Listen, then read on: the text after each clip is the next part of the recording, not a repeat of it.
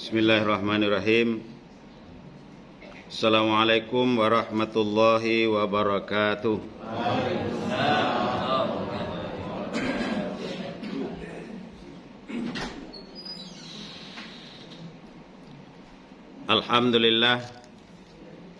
Alhamdulillahillazi anzalal Qur'an hudal linnasi wa bayyinatin minal huda wal furqan. Asyhadu an la ilaha illallah wahdahu la syarikalah wa asyhadu anna Muhammadan abduhu wa rasuluh la nabiyya ba'dah.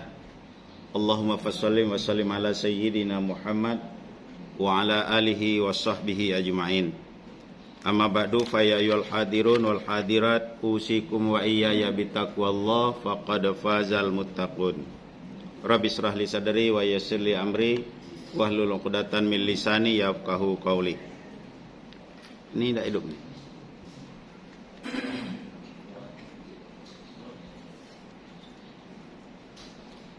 Yang saya hormati pengurus masjid, Pak Imam, Pak Khatib dan Bilal Masjid Al-Kausar. Yang saya hormati bapak-bapak, ibu-ibu, kaum muslimin, kaum muslimat, jamaah sholat subuh. Mudah-mudahan kita semua dimuliakan oleh Allah. Kumpulnya kita di sini, mudah-mudahan kita nanti sama-sama kumpul di dalam surganya Allah. Diikuti anak-anak kita, suami istri, orang tua kita, anak adik kakak kita, dan semua orang yang kita cintai di dunia ini. Mudah-mudahan ketemu nanti kembali di dalam surganya Allah. Amin. Ya Rabbal Alamin. Jalan-jalan ke Pantai Panjang, tidak lupa minum kelapa muda. Amba doakan bapak umur pak ibu umur panjang, mudah-mudahan kita sama-sama masuk ke dalam surga. Amin ya Rabbal Alamin. Sehat Bapak Ibu? Alhamdulillah, bersyukur kita kepada Allah Subhanahu wa taala pada pagi hari ini untuk kesekian kalinya kita dapat hadir dalam 3 rangkaian acara. Pertama silaturahim, yang kedua adalah menuntut ilmu, dan yang ketiga adalah beribadah. Dan ketiga-tiganya kalau kita lakukan dengan ikhlas mengharap ridha Allah, tiganya akan mendapatkan pahala di hadapan Allah Subhanahu wa taala. Untuk itu mari kita luruskan niat kita hanya semata-mata mengharap ridha Allah. Duduk di majelis taklim ini adalah duduknya seperti orang yang sedang beribadah kepada Allah. Salam dan salawat mohon kiranya sampaikan buat junjungan Nabi besar kita Nabi Muhammad sallallahu alaihi wasallam, basyirah wa nazirah rahmatan lil alamin, yang diutus kepada umat yang terakhir. Bapak Ibu jamaah yang dimuliakan Allah Subhanahu wa taala, pada pagi hari ini saya akan menyampaikan perbuatan-perbuatan yang akan merusak amal ibadah kita. Kita sudah beramal, sudah beribadah sekian tahun. Dari pagi sampai sore, tengah malam kita ibadah. Sambil pun kita ngaji. Tapi ada yang akan merusak ibadah, amal ibadah kita kepada Allah. Di antara yang merusak itu adalah syirkun ilallah, syirik kepada Allah. Itu yang merusak. Apa itu syirik? Syirik itu adalah sesuatu dosa yang paling besar di antara dosa-dosa besar. Di dalam hadis Rasulullah sallallahu alaihi wasallam, Nabi mengatakan, "Ala unabbiukum bi akbaril kabairi." Maukah aku tunjukkan kepadamu dosa-dosa besar, kata Nabi. 3 kali Nabi ngomong dengan kalimat yang sama karena saking pentingnya. Para sahabat menjawab, "Mau ya Rasulullah." Dosa besar itu adalah al-isyraku billah wa huququl walidain. Syirik kepada Allah dan durhaka kepada kedua orang tua. Bapak Ibu jamaah yang dimuliakan Allah, tentu ada bahayanya. Apa bahayanya syirik itu? Menurut ustadz yang terkenal, beliau kelompokkan Pak, nama ustadznya Dr. Piranda Adistra.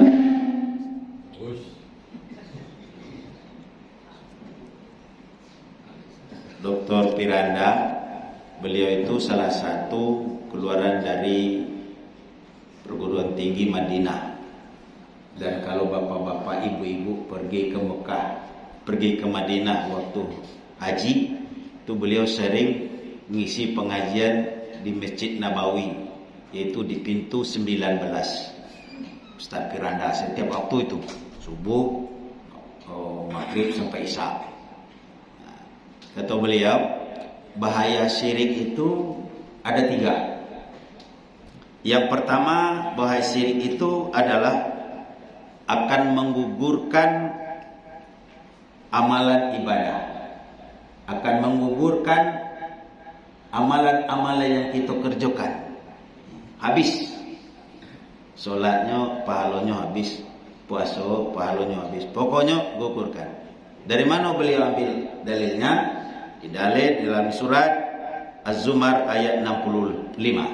A'udzubillahi minasyaitonirrajim. Bismillahirrahmanirrahim. Walaqad uhiya ilaika wa ila allazina min qablika la in asyrakta la yahbatanna amaluka wa la takunanna minal khasirin. Artinya telah diwahyukan kepada engkau dan juga rasul-rasul sebelum engkau, apabila engkau berbuat syirik akan gugurlah seluruh amalmu dan engkau akan menjadi orang-orang yang rugi. Siapa yang buat syirik, baik orang dulu zaman Rasulullah sebelum kamu, maka gugurlah amal-amalnya, hilanglah amal-amalnya. Itu yang pertama, Pak. Itu yang kita khawatirkan, Pak.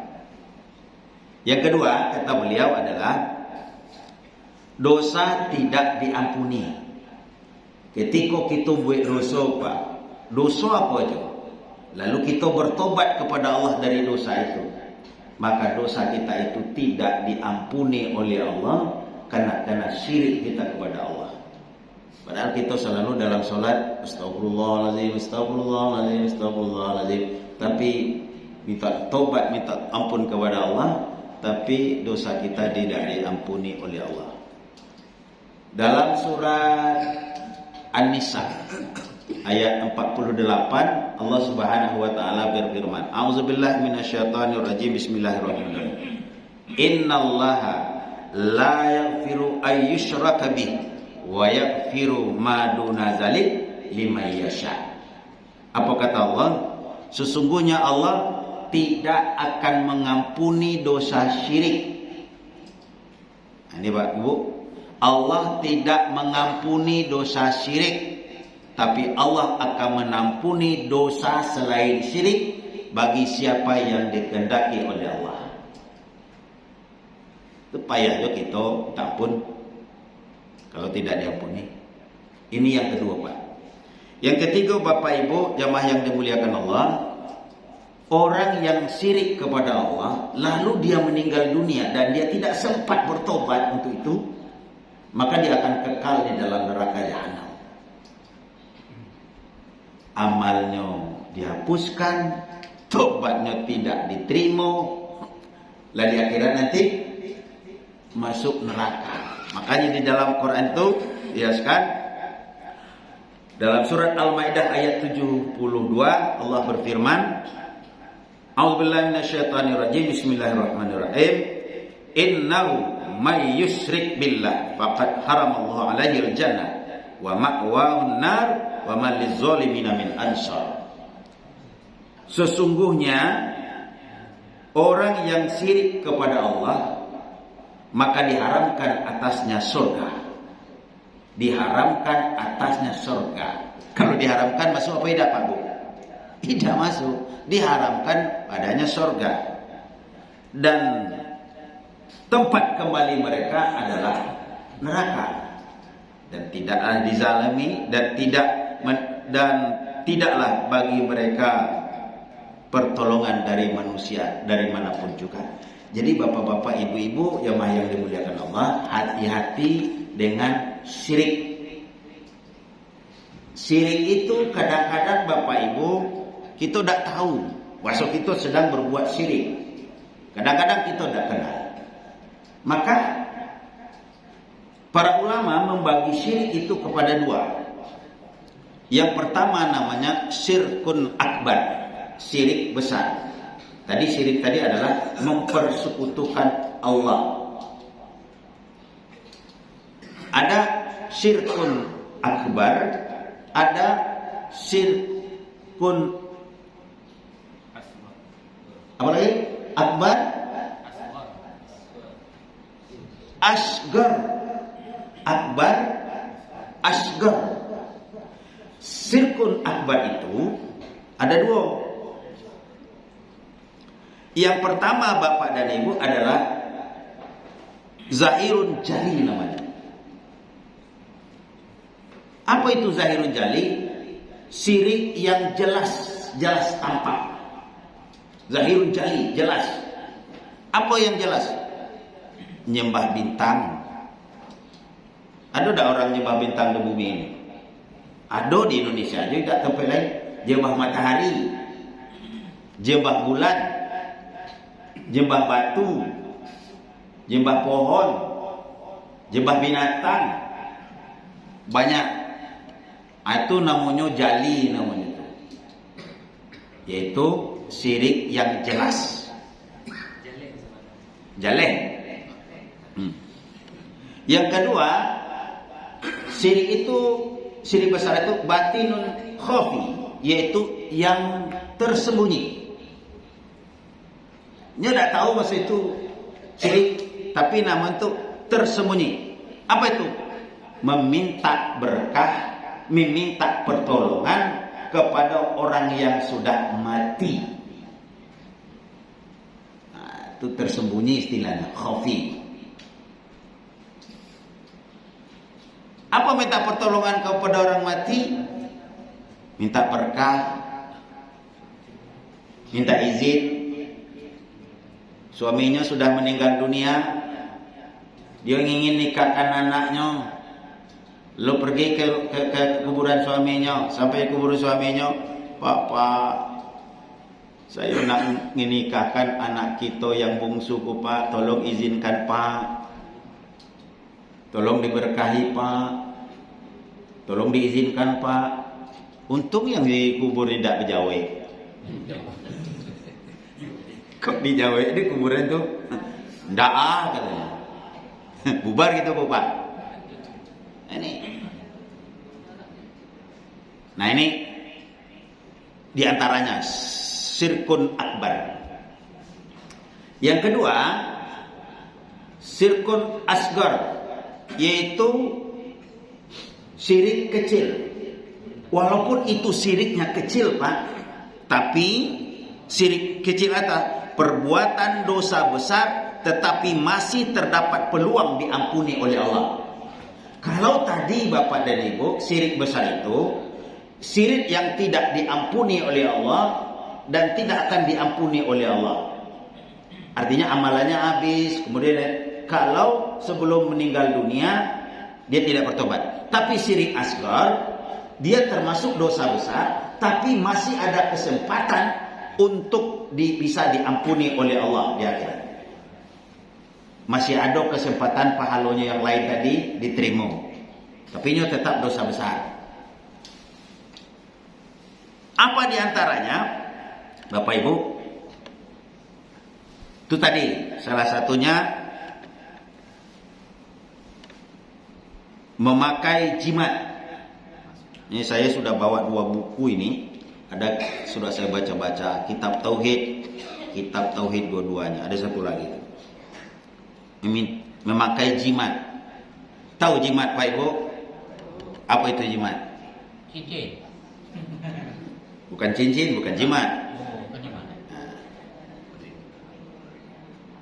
Jimat itu biasanya dibuat oleh para dukun. Kenapa? Karena dukun itu mengobati orang yang sedang sakit. Maka biasanya Bapak Ibu, orang syirik itu karena kesehatan atau karena sakit. Banyak yang syirik. Sebab Bapak berobat itu ada 2. Satu medis, Yang kedua, alternatif. Alternatif tak bisa di medis adalah cari pilihan yang lain. Itu namanya alternatif, Pak. Medis. Dan kalau orang berobat dengan cara medis, Pak, itu jarang yang syirik tuh. Kenapa? Jelas ilmiah. Kecuali bapak-bapak, ibu-ibu mengecekkan dokter itu hebat. Kalau bukan dokter itu mungkin saya mati. Itu syirik tuh.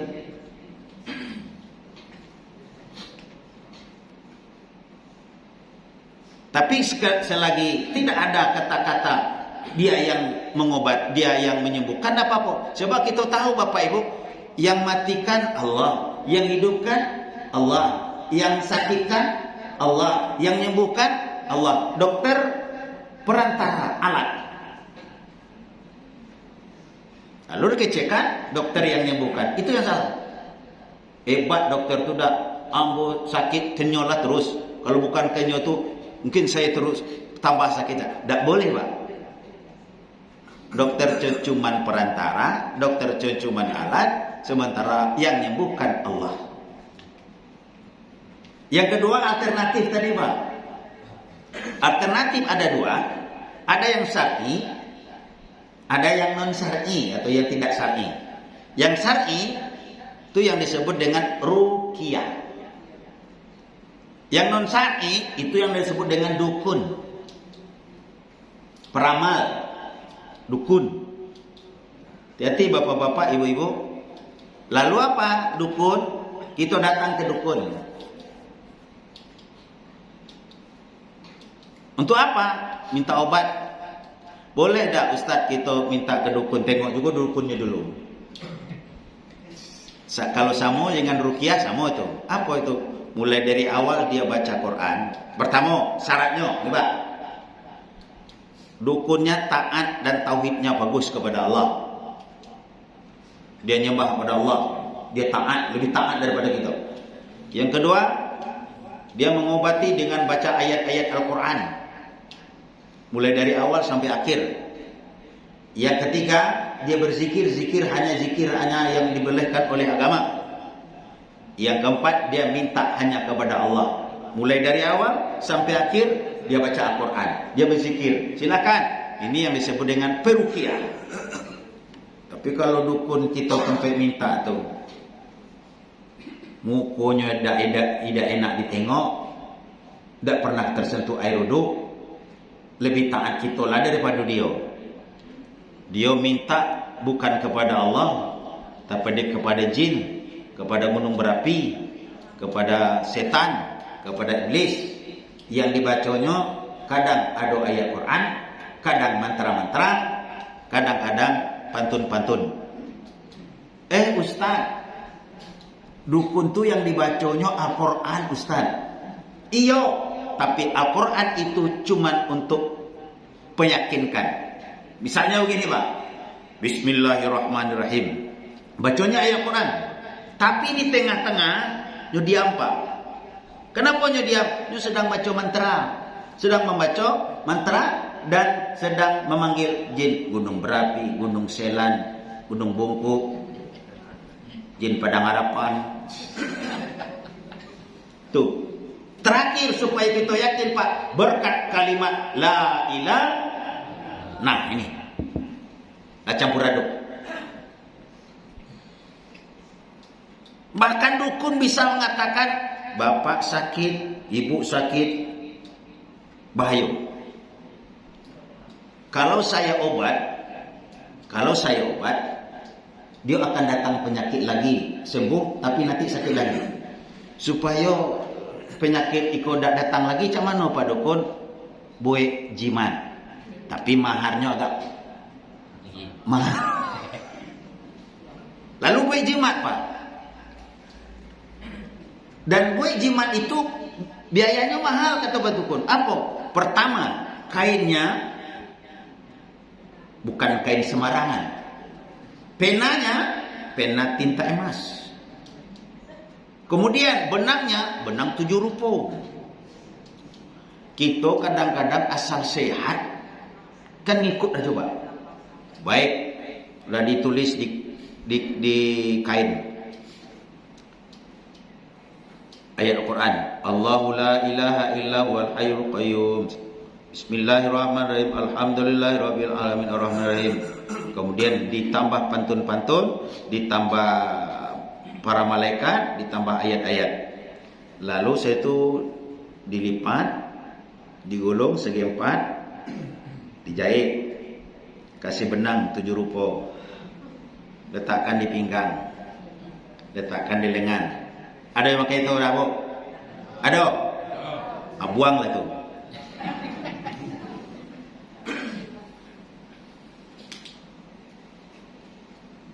Kenapa? Siapa yang menggantungkan sesuatu pada dirinya, dan diri itulah yang akan menolong dan menyelamatkannya dari tangkalan penyakit, maka dia telah bergantung kepada benda itu dan Allah berlepas diri daripadanya. Ini yang disebut dengan tamimah dalam bahasa hadis itu, Pak. Menggantungkan sesuatu. Kita sudah sepakat, Bapak Ibu, sudah ngecek ke Allah. 17 kali kita ngecek kepada Allah. Iyyaka na'budu wa iyyaka nasta'in. Ya Allah, kepada Engkau kami menyembah ya Allah, dan kepada Engkau kami mohon pertolongan. Apa yang kita minta tolong kepada Allah? Ihdinas siratal mustaqim. Tunjuki ya Allah kami jalan yang lurus. Tapi dalam perjalanan jalan bengkok yang kita cari, Pak.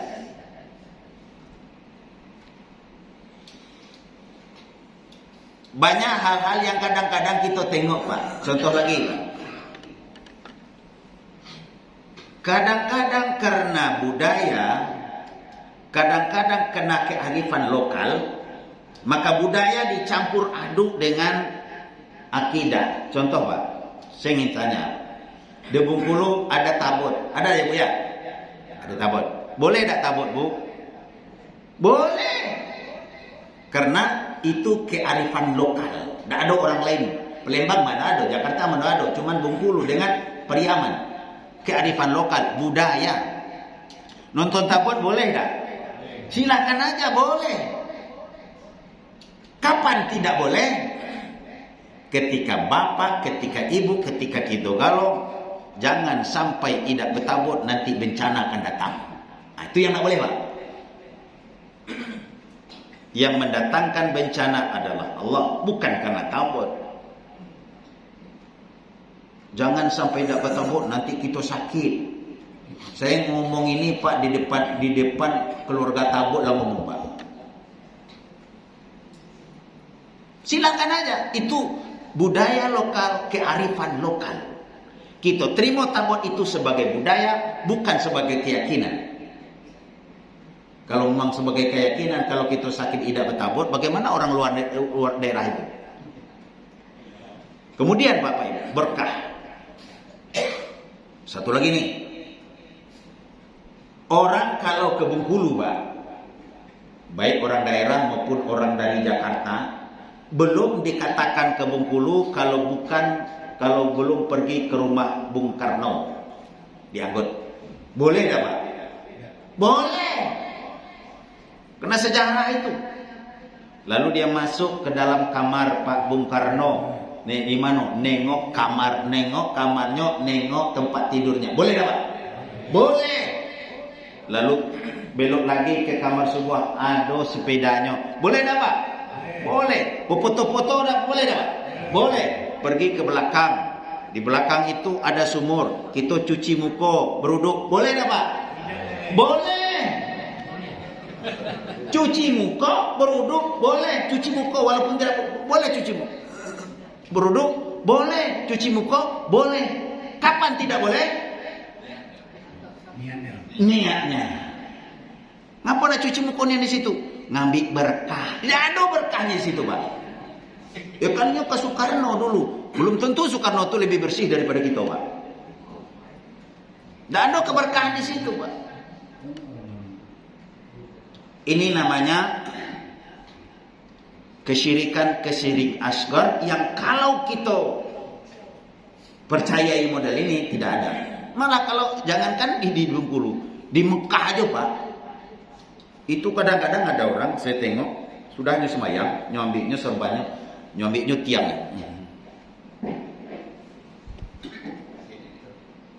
Kecek saya tukang bersih masjid. Pak, masjid itu lah bakilat, Pak. Ada tukang bersihnya. Bukan, ngapo? Ngambil berkah katanya. Nggak ada tiang tuh berkah tuh, Pak. Baru berkahnya kalau kita sholat di dalam. Nah ini kadang-kadang yang kita kadang-kadang tidak sadar ini, Pak. Jangankan ke tiangnya, jangankan ke rumah Bung Karno, Pak. Di Masjid Nabawi itu Nabi, Pak. Cobalah bapak-bapak pergi ke Masjid Nabawi, tuh minta doa kepada Nabi, Pak, atau berdoa menghadap aja, Pak, menghadap ke kuburan Nabi aja, diusir orang tuh, Pak. Itu Nabi, Pak. Kita cuma bisa ke kuburan itu apa? Ngucap salam, assalamu alaika ya ahlal kubur, wa ana insyaallah bikum lahikum. Keselamatan atas engkau wahai ahli kubur, dan saya insyaallah akan menyusul engkau. Itu yang boleh, tidak boleh minta ke kuburan. Tengoklah nanti, Pak, awal-awal pilkada nanti tuh sentok tuh penuh tuh, Pak. Nian, Pak. Penuh apa? Minta keberkahan supaya menang pilkada. Nah ini yang disebut yang wala talbisul haqqa bil batil, campur aduk namanya, akidah. Ini termasuk syirik, dosa besar. Untuk apa kita ibadah selama ini? Kemudian percaya juga ke dukun. Barang kita hilang, tanya ke dukun. Allah, dukun tidak tahu tentang sesuatu yang akan terjadi atau yang sudah yang gaib. Jangankan dukun, Pak. Nabi aja tidak tahu sesuatu yang gaib, Pak, kalau tidak diberitahu oleh Allah. Kok dukun tahu? Kalaupun dukun tahu, Bapak dan Ibu, itu dukun itu sudah bersekutu dengan jin, dengan setan, dengan iblis. Bagaimana dia bersekutu? Dia mencuri berita dari langit ketika persoalan orang itu disampaikan oleh Allah kepada malaikat, ini persoalan orang ini, dan berita itu dicuri oleh setan dan dibawanya kepada tukang dukun tadi, yang bersekutu dengan dukun tadi, yang berita itu sudah dimodifikasi dengan 100 kebohongan, Pak. Kata dalam sebuah hadis itu, dulu sebelum Nabi itu berita itu dicuri oleh iblis, oleh jin, lalu diberikan kepada tukang tenung, diberikan kepada dukun. Tapi setelah Rasulullah SAW, para malaikat, kalau ada iblis itu, tukang tenung itu mengambil berita itu dilempari dengan panah api, yang kadang-kadang mereka sampai berita itu, tapi berita itu yang sampai itu banyak kebohongannya, kemungkinan, kebetulan. Ido datang barang kita hilang datang ke dukun. Ada tak Bapak Ibu yang selama ini barangnya hilang datang ke dukun, ada tak? Tahu tak dukun tu? Tak tahu, Pak. Kadang-kadang dia ngelabui kita, Pak. Pak dukun, tolong emas ambo hilang. Oh, bisa. Dia tak tahu, Pak. Sudah itu apa? Ibu tadi di mana? Saya tadi di rumah. Di rumah masih ada kalung ibu. Masih ada di rumah. Ibu lalu ke mana? Saya ke kantor. Di kantor tidak ada lagi. Tengok dulu ya, Bu ya. Tengoknya. Ionian, Bu. Kalung ibu hilang antara rumah dan kantor. Iyo sudah kita kecekin tadi. Lalu kita yakin, Pak. Nah, dalam hadis Rasulullah, dalam ini, siapa yang datang ke dukun lalu mengiyakan apa yang dikatakan dukun, maka ibadahnya tidak diterima 40 hari 40 malam. Mengiyakan dukun. Dulu Pak Ibu, zaman saya kecil-kecil dulu, apa kecil orang tua-tua dulu, malam-malam burung ko berbunyi, Pak, burung hantu, Pak. Lalu dia langsung menyimpulkan, kemati orang tu. Ada tak? Yang berhak yang tahu akan kematian itu siapa? Allah. Jangan kita ngecekkan. Memang kita kok kemati galo iyo. Tapi nggak kata dalam 2 hari kok kemati orang. Tak boleh. Allah. Namanya burung hantu. Nyo memang cari makan tengah malam. Tentu berbunyi tengah malam. Kita kecekan, ada orang mati. Kita mendahului Allah. Manusia tidak tahu yang gaib. Jangankan manusia, Nabi sendiri tidak tahu yang gaib, Pak Ibu. Contoh, kalau tahu Nabi yang gaib, Pak, dia tidak akan pernah kalah dalam perang Uhud. Perang Badar menang, perang Uhud kalah. Kalau dia tahu dengan yang gaib, Nabi tidak akan pernah perang Uhud. Kenapa? Dalam perang Uhud itu, Pak, Nabi kalah, Pak. Sampai-sampai 70 penghafal Quran waktu itu mati syahid, termasuk paman beliau Hamzah. Dan ketika itu beliau sudah dikepung, Pak. Sudah dikepung oleh kafir Quraisy, Pak. Sebab pengawal beliau sudah banyak yang meninggal dunia. Ketika itu beliau angkat tangannya. Ya Allah, andai kata engkau tidak selamatkan kami hari ini, maka tidak akan ada lagi orang yang membesarkan namamu, yang beribadah kepadamu di bumi ini.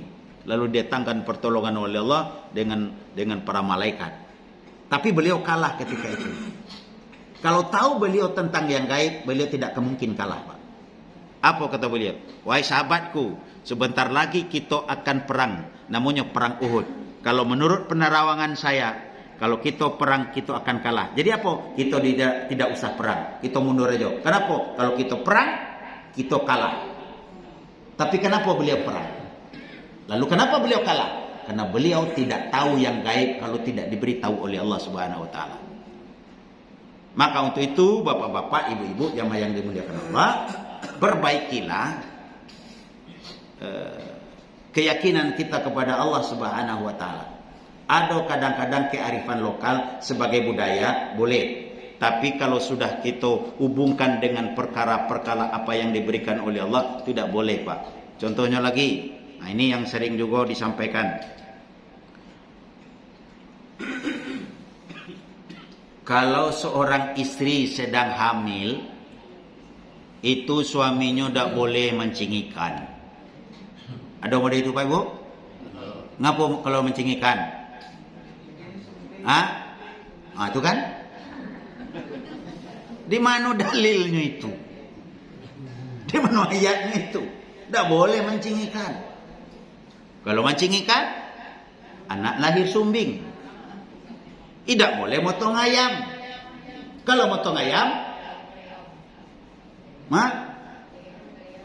atau kalau ular, tidak boleh bunuh ular. Kalau dia bunuh ular, anaknya beliong-beliong juga. Jadi kalau udah ular gigit, biarkan baik. Ini namanya mengharamkan apa yang sudah dihalalkan oleh Allah. Tidak ada, Pak. Cuman dulu mungkin ada istrinya sedang hamil, lalu suaminya suaminya mancing, lalu lahir anaknya sumbing. Tapi bukan masalah itu, Pak. Tapi masalah kepajaran. Nah, itu dulu gara-gara kau mancing dulu, jadi kena bibir ikan, berpengaruh kepada anak kau lahir. Padahal itu bukan kebenaran, Pak. Kebetulan mungkin anaknya lahir sumbing itu, mungkin istrinya jatuh dulu, Pak. Jatuh dulu, ada kena ini kan begini ke dulu. Jatuh, lalu tergini kan sumbingnya. Kita kecekan itu gara-gara mancing. Ini yang harus kita luruskan, Bapak Ibu, jamaah yang dimuliakan Allah. Nah, kemudian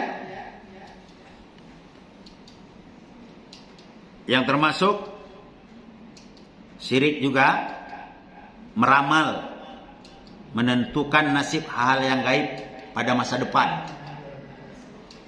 Datang ke dukun, bagaimana keadaan saya Pak Dukun 5 tahun, 10 tahun yang akan datang? Itu disampaikan oleh Pak Dukun. 5 tahun yang akan datang, rezeki kau melimpah. Untuk itu berhati-hatilah. Hari baik Senin Kamis, asmara malam Minggu. Wah, gitu percaya tuh, Pak. Tidak ada orang yang tahu akan masa depan, Pak. Jadi berhentilah untuk itu, Pak. Malam tadi saya ditanya, Ustaz, boleh tak kami memakai cincin Ustaz? Boleh. Kalau tak mau pakai cincin, kasih ke saya. Tapi kapan tidak bolehnya? Kalau kita gara-gara cincin kita ciri kepada Allah. Apa kata kita? Saya sejak memakai cincin ko rezeki ko gampang, murah ni rezeki ko. Sejak apa? Sejak pakai cincin. Ngapa dihubungkan ke situ, Pak? Sejak pakai cincin ko tenang hidup saya rasanya. Nah ini minta atau percaya kepada hal-hal yang gaib, meramal, kemudian tadi sudah percaya kepada para dukun, kemudian memakai jimat, kemudian mantra-mantra. Dulu Bapak Ibu waktu saya kecil-kecil dulu, ya namanya kecil Pak, bagi dukun. Ada tanya orang, apa sakit? Sakit galau badan. Gampang lah itu. Siapa? Lalu dia jampi-jampi Pak. Urek si dulang-dulang betanak dalam kuali, urek menjadi tulang-tulang menjadi besi. Balik dah kau. Karena kita kena sugesti Pak, keyakinan Pak, ia sembuh Pak. Tapi bukan karena itu sembuhnya, tapi karena sugesti Pak.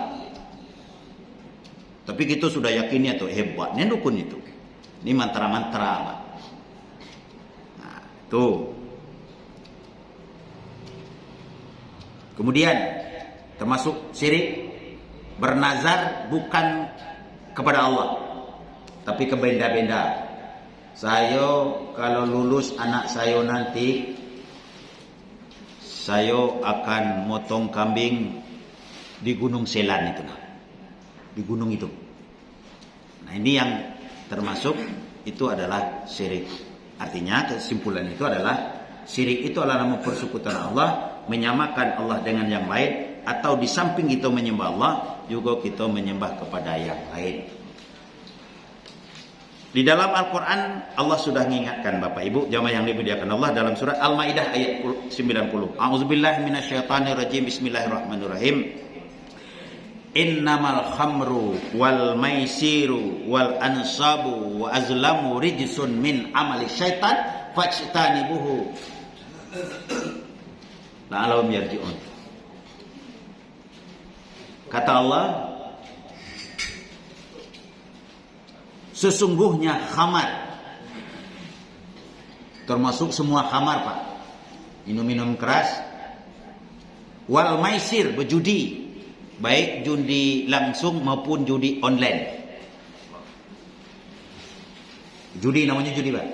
Kemudian wal ansabu, berkorban untuk berhala.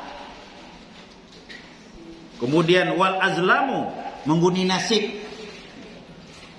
Rijsun min amali syaitan, itu termasuk perbuatan keji dan termasuk perbuatan setan. Fajtanibuhu, hendaklah kamu jauhi. Ini Bapak Ibu jamaah yang dimuliakan Allah, dalam surah Al-Maidah lagi jelaskannya. Khamral wa maisir wa ansabu wa azlamu rijsun min amali syaitan. Ini perbuatan setan galau. Makanya Pak setan itu hendaklah kamu jauhi, kata Allah. Nah ini beberapa hal yang termasuk kepada syirik. Silakan kepada bapak-bapak dan ibu-ibu yang ingin bertanya sebelum saya lanjutkan.